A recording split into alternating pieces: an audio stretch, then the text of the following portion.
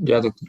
Bueno, entonces, sí, lo que quería comentar en este punto, de que si vemos este codón que queda vacío aquí, ¿no? Ahora, el CUU, debe de entrar un nuevo aminoácido, tRNA cargado, ¿no? Lo que les comentaba es que yo quería ejemplificar esto del bamboleo que puede tener nuestro tRNA de transferencia. ¿Qué quiero decir? Bueno, supongamos que en el mensajero ahí está este codón, CUC. Este tRNA de transferencia va a tener una pared normal, ¿no? Con nuestro codón, el anticodón con el codón. Y llevamos aquí el aminoácido leucina. Sin embargo, existe otro codón que es CUU, que va a ser reconocido por el mismo anticodón o por el mismo tRNA que vemos aquí previamente. En el último nucleótido, el apareamiento no va a ser total, no va a ser completo, porque en teoría, pues, no sabemos que guanina no debería de interactuar con uracilo, ¿no? Pero justamente gracias a este que se le conoce como bamboleo, se permite, y este codón, que está codificando, que también codifica para la leucina, puede ser reconocido por este tRNA de transferencia. Es a lo que quería mencionar. O sea, en el momento del crecimiento o en la polimerización, mejor dicho, de esta cadena, esto puede suceder, que el apareamiento entre el codón y el anticodón no sea perfecto. Y se permite esto en la tercera base, en el tercer nucleótido. Claro que siempre va a haber ciertas preferencias con lo que se puede interactuar, ¿no? Pero esto es lo que sería el bamboleo.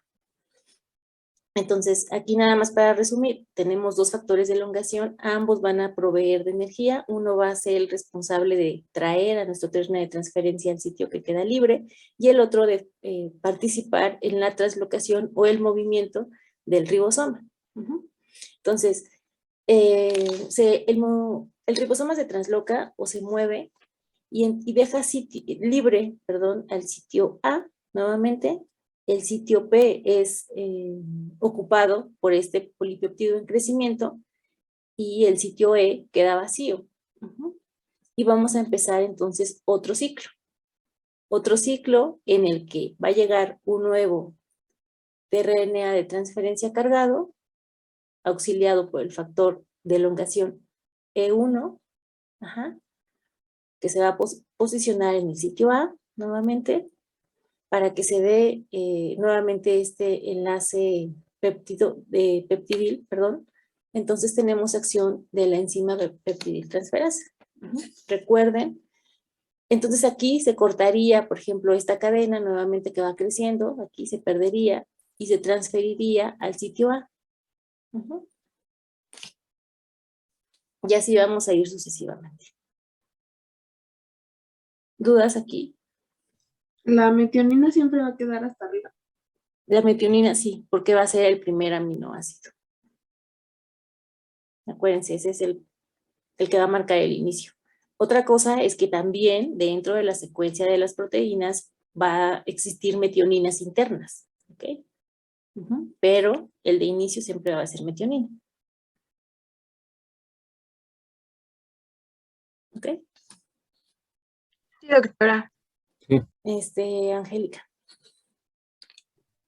Doctora, yo ayer tenía la duda en que, por ejemplo, ¿qué ocurriría cuando se tarda como un RNA de transferasa en llegar al sitio libre? Por ejemplo, que no sea serina. O sea, pasa eso de que pues sí, o sea, se tarda en llegar su anticodón correspondiente. O sea, no sé cómo es que se atraerían perfectamente así encajados. Fíjate O que hay un casi video. perfectamente, porque puede ser el bamboleo. Sí, exacto. Hay un video donde justo se muestra eso. O sea, puede llegar, o sea, el RNA de transferencia llega. Si no es el adecuado, pues simplemente no se va a unir, ¿no? Y no se va a dar este enlace peptídico. Tiene que salir, ¿no? Y llegar el RNA de transferencia, que es el adecuado y que va a hacer este apareamiento.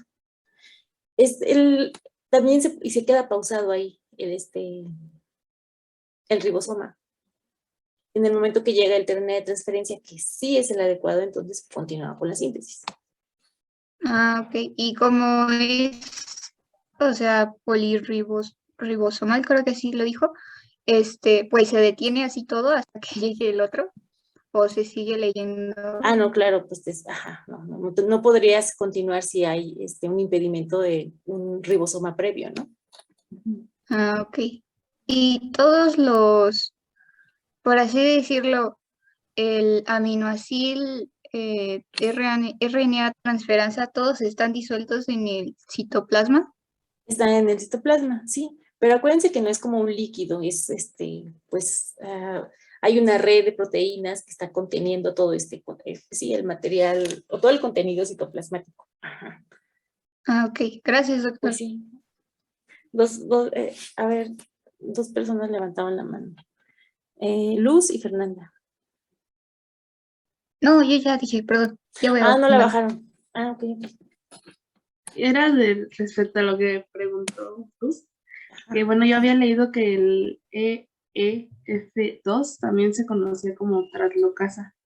Ah, ok, Y ok. eso era lo que ayudaba a la translocación.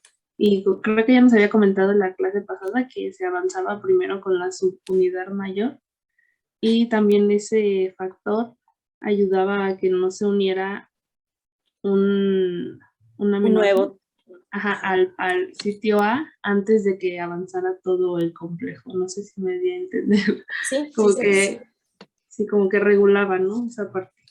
Ok, sí, y bueno, justo esto de la translocación, como podemos ver aquí, está en el paso 3. Ajá. La subunidad se mueve, la subunidad mayor, y después se va a unir, se va a mover la subunidad pequeña, un codón, ok, esos son 3 nucleótidos, ¿no? Y como menciona su compañera y como mencioné, se necesita energía, y esa energía la provee el factor de elongación 2, de origen eucariótico. Ajá, otra cosa es que aquí, como pueden ver, esta energía es proveída por GTP. Aquí no participa ATP, pero pues es igual una molécula con 3 enlaces fosfodiéster, ¿no? El GTP. Muy bien. Entonces, este proceso, este ciclo, digamos, se va a repetir cuantas veces sea necesario hasta alcanzar un codón de terminación. Antes de pasar a este de codón de terminación, quiero que veamos cómo se forma este enlace peptídico. Esto, pues, les tiene que quedar claro, ¿no? Ustedes seguramente han escuchado que las proteínas se dice región amino terminal o región carboxilo terminal, por ejemplo. Y esto hace referencia a que en la región amino lo que queda libre es justamente eso, un grupo amino. Y en la región carboxilo queda libre pues un grupo carboxilo. Para que se forme el enlace peptídico, vean, el enlace este enlace peptídico se da entre el grupo carboxilo del aminoácido precedente y el grupo amino del aminoácido que va entrando a pues a este sitio A, que aquí lo vemos. Ajá. Entre estos dos es donde se forma el enlace peptídico. Con acción de nuestra peptidiltransferasa, y bueno, en esta reacción se pierde una molécula de agua, ajá, y se restituye este grupo OH, que va a ser el responsable de interactuar, como lo había dicho, con los aminoácidos, ajá, y bueno, y así va a ir creciendo la cadena polipeptídica. Entonces, esto es lo que ocurriría y lo vemos así como si hiciéramos un zoom. Si lo vemos aquí abajo, que esto es en el ribosoma, nuevamente vemos cómo está en el sitio P nuestro aminoácido. En el sitio A llegó este nuevo peptidil de RNA de transferasa, de transferencia. Con acción de la peptidiltransferasa se lleva a cabo este enlace peptídico. Ajá. Y recuerden, es con el grupo carboxilo del aminoácido precedente y el grupo amino del aminoácido que va llegando. Ajá.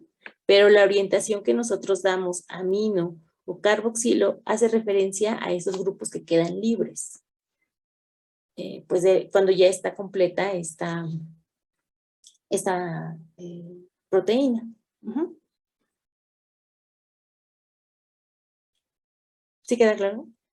Sí, doctora. Sí, doctora. Va a ser una pregunta de examen, ¿eh?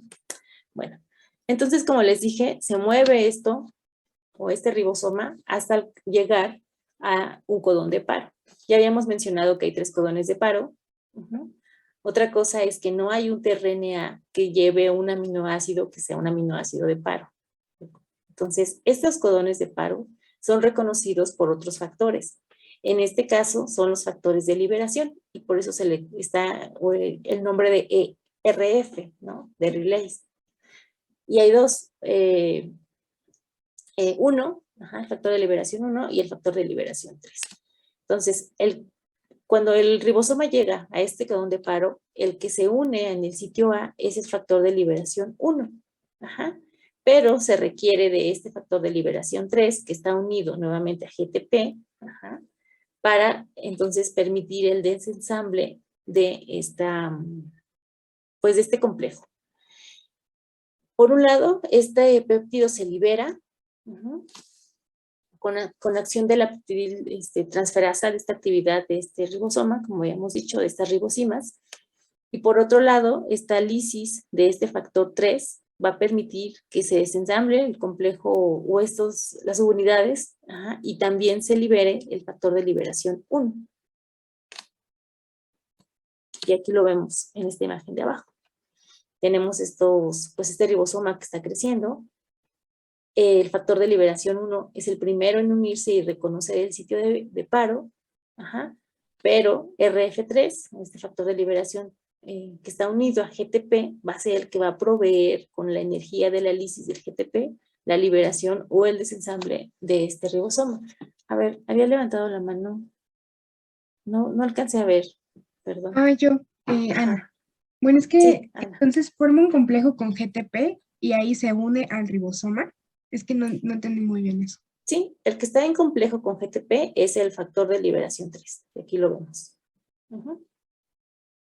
En esta imagen, además, está también el factor de liberación 1. El que se une al sitio donde llegó el codón de paro es el factor de liberación 1. Pero por sí solo está unido, pero no, por sí solo no puede desensamblar este complejo.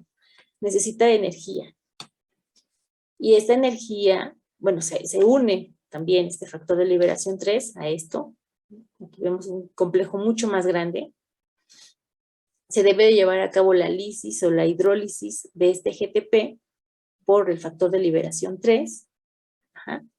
Y esta energía que va a administrar, se va a utilizar para el desensamble de nuestro ribosoma, bueno, de las subunidades, de los factores de liberación, del RNA de transferencia que todavía estaba en el sitio P y del polipéptido, de todo.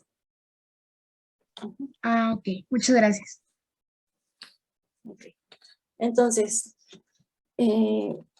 algo que se tiene que quedar, lo importante de esto es que cuando llegamos al sitio en donde se reconoce cualquiera de los codones de paro, no hay un RNA de transferencia que lleve algún aminoácido que marque la terminación de nuestra síntesis. Cuando se llega al codón de paro, lo que se unen son los factores de liberación. Ya dijimos, son 2. Uno, el factor de liberación 1 y el factor de liberación 3. El primero de ellos, el factor de liberación 1, es el que reconoce también por apareamiento de bases aquí a nuestra UAG, a nuestro codón de paro, por ejemplo, en este caso.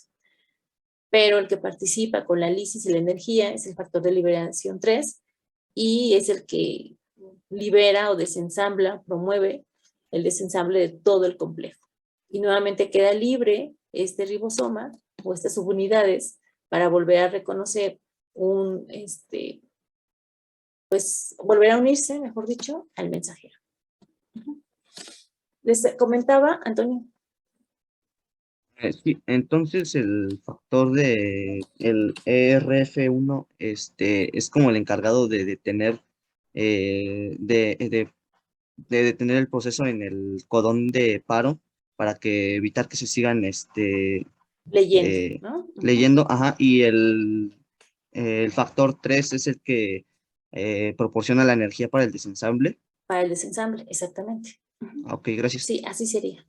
Primero se une el factor que va a detener la síntesis, porque reconoce los codones de paro, y después viene el factor 3, que es el que está unido a GTP, y va a proveer la energía para el desensamble del polipéptido, de las subunidades y la liberación del RNA de transferencia que estaba en el sitio P. Les comentaba ayer también que este proceso, entender este proceso ha sido aprovechado. Y bueno, ustedes quizá conocen ya cómo funcionan algunos antibióticos. Entonces, bueno, no lo había mencionado, pero, por ejemplo, los tamaños de los ribosomas, en el caso de células procariontas, a diferencia de las células eucariontas, pues es distinto. O sea, no tenemos el mismo tamaño y por lo tanto tampoco la misma constitución. Y eso ha permitido generar o desarrollar sustancias que pueden detener la síntesis de forma específica, es decir, que afecte a células o a ribosomas, perdón, procariontes y no a ribosomas eucariontes. Ajá. Y este es el caso, pues, de los antibióticos. Entonces aquí vamos a ver algunos inhibidores, o vamos a hablar rápidamente de algunos inhibidores de justamente la síntesis de proteínas. Aquí también está la síntesis de RNA, pero no lo vamos a tocar, ¿ok? Entonces, vean, aquí dice que actúan de forma específica en bacterias, o que actúan en ambos, tanto en bacterias como en eucariontes, o que actúan en eucariontes. Y vean, dice aquí, primero la tetraciclina lo que hace es inhibir la unión de un tRNA, de un aminoácido tRNA en el sitio A del ribosoma, ¿no? ¿Qué pasaría si no se puede unir este nuevo aminoácido tRNA en el sitio A? ¿Qué sucede? Pues se detiene la síntesis, ¿no? ¿Sí? Sí. Y lo mismo aquí vemos la streptomicina. Dice que evita el inicio de la traducción. También aquí vemos que el cloranfenicol bloquea la actividad de peptidiltransferasa. Y recuerden, peptidiltransferasa es esta ribosima que se encarga de formar el enlace peptídico. Y por ejemplo aquí, eritromicina se une en el sitio E. Y por lo tanto, vean aquí dice, inhibe la elongación. Entonces, pues si ya no hay elongación, ya no hay síntesis de proteínas, se detiene. ¿Y qué pasaría? ¿Qué le pasaría a esa bacteria si se detiene la síntesis de proteínas?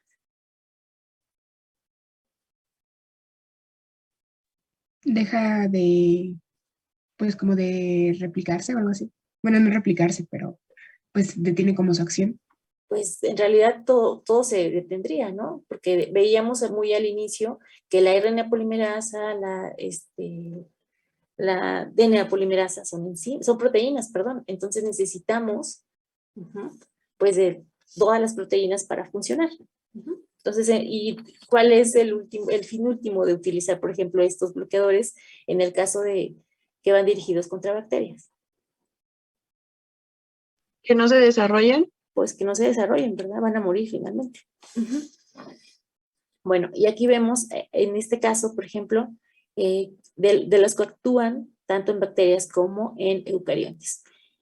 Y vemos que aquí está puromicina y dice que se da o promueve una liberación del péptido de forma prematura. Entonces, pues si no tenemos un péptido, una proteína del tamaño adecuado que se tiene que plegar de una forma adecuada, pues simplemente no se va a dar y vamos a tener carencia de esa proteína en particular. Y bueno, y aquí tenemos otras que actúan únicamente en eucariontes y no en bacterias, ¿no? Por ejemplo, aquí vemos que este antibiótico inhibe o bloquea, dice, la translocación del ribosoma. ¿Okay? Y bueno, aquí se señalan con colorcitos los sitios de acción, digamos, de algunos de estos antibióticos. Algunos van sobre la subunidad pequeña, otros van sobre la subunidad grande, pero en conjunto o cualquiera de estos, pues actúa, como ya lo vimos aquí de forma rápida, sobre la síntesis de proteínas. Entonces, digamos que esta es una o por qué sería importante, seguramente hay muchas más razones, por qué sería importante conocer este proceso de traducción. Ok. ¿Preguntas? No, pero gracias. ¿No?